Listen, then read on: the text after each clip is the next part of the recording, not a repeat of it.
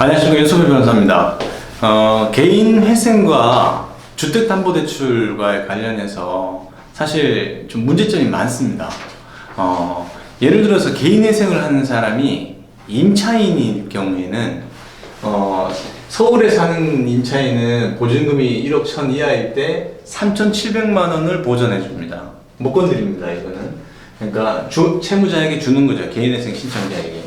수도권인 경우에는 1억 원 이하일 때 3,400, 광역시나 안산, 김포, 광주, 파주는 6천만 원 이하일 때 2천만 원까지 보전을 해줍니다. 기타 지역은 5천만 원, 보증금이 5천만 원 이하일 때 1,700까지 보전을 해주거든요. 근데 문제는 이제 그겁니다.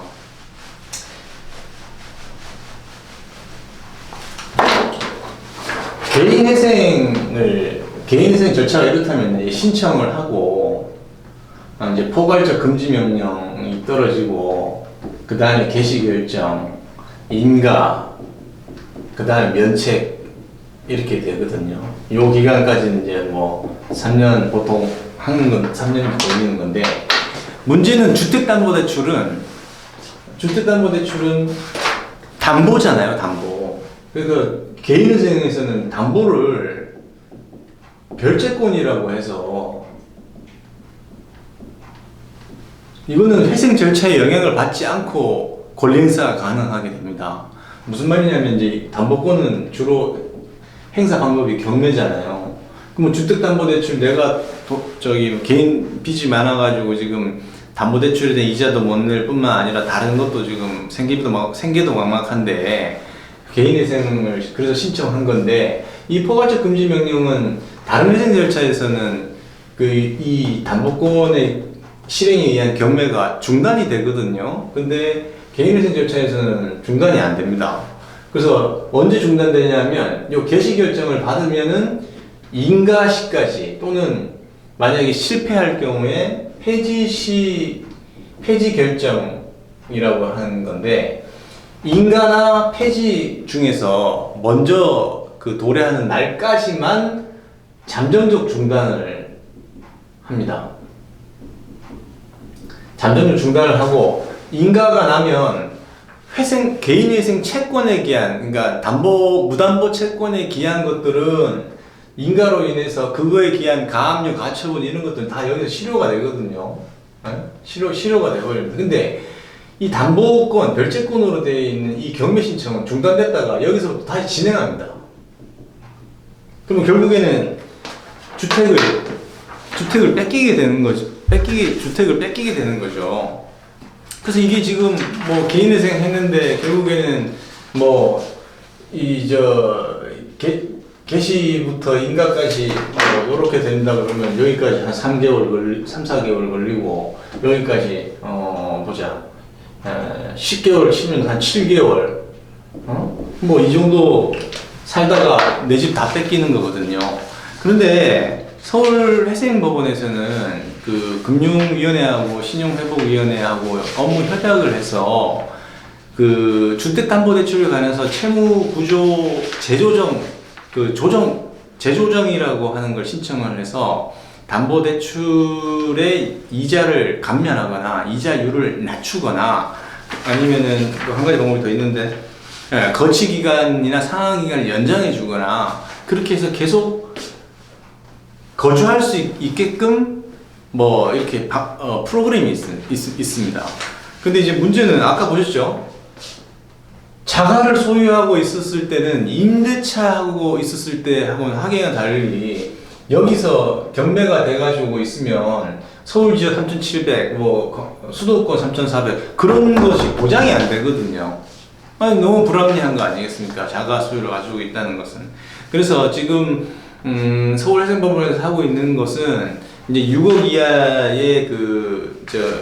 이하의 주택담보대출을 가지고 있으면서 개인회생을 신청한 경우에 채무, 정확하게 말씀드리면 주택담보대출 채권 채무 재조정 프로그램이라고 해서, 그거에 따라 가지고 이제 조정을 해서 계속 거주할 수 있게끔 해줍니다. 근데 이제 안 되는 경우는 6억을 초과하는 자산을 가지고 있거나, 그리고 6억 이하라도 하더라도 부부 공동명의거나 그 다음에 이제 신용회복위원회에는 모든 그 대부분의 금융기관이 가입이 되어 있거든요. 근데 이제 대부업체들 같은 경우가 주택담보대출 담보권자다 그러면은 신용회복위원회 가입이 안 돼 있기 때문에 얘네들은 그 경매를 진행을 해버려요. 그래서 그거는 조정을 할 수가 없고, 부부 합산 소득이 7천만 원 넘는 경우, 이런 경우는 이제 이 주택담보대출 채권에 대한 채무구조조정 프로그램을 이용할 수가 없습니다. 여하튼 지금 서울회생법원만 또 이걸 하고 있고 다른 지방법원의 파산부에서는 이걸 하지 않고 있습니다. 이게 전국적으로 확대 실시가 돼야 될 것으로 보이고, 그리고 기본적으로는 이제 나중에 제가 책을 낼 날이 올 수도 있고 그럴 수도 있지 않겠습니까? 그러면 저는 이 별채권 제도라는 거를 개인회생에서 빼야 된다고 생각을 하거든요.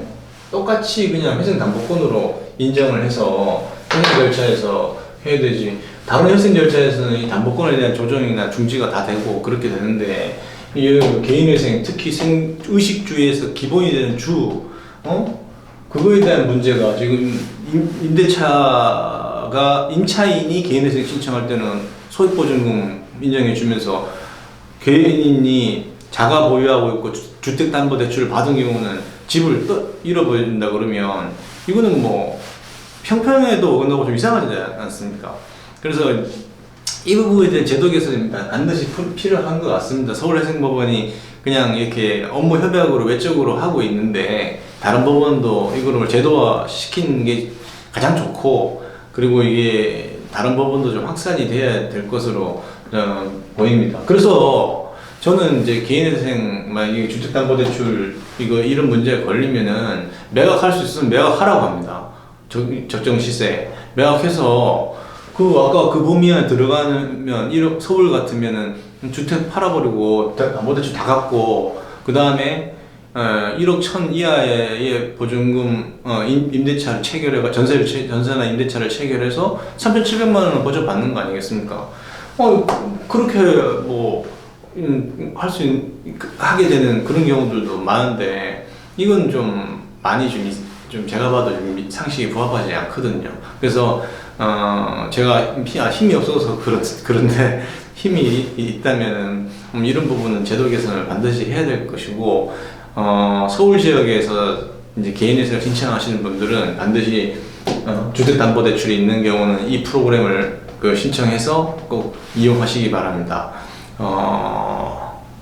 전국적으로 이게 제도가 법률이 개정되든 아니면 전국 법원이 협의를 해서 이 제도를 활용해서 자가 보유한 개인회생 신청자가 계속 거주할 수 있게끔, 그렇게 해서 진정한 회생의 의미가 실현될 수 있게끔 되기를 소망해 봅니다.